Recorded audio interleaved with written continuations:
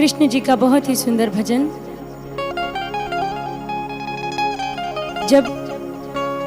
कृष्ण गोकुल वृंदावन को छोड़ के मथुरा को जाने लगे तो उनके जितने भी बाल सखा हैं कहते हैं क्या,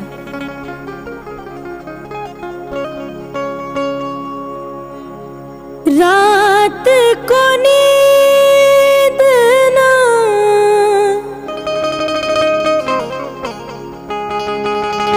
रात को नींद ना,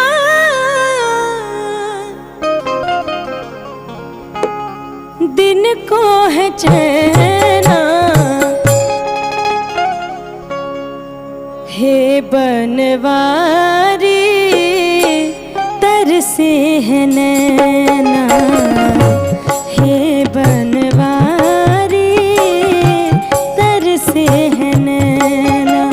नैना रे नैना रे नैना रे नैना,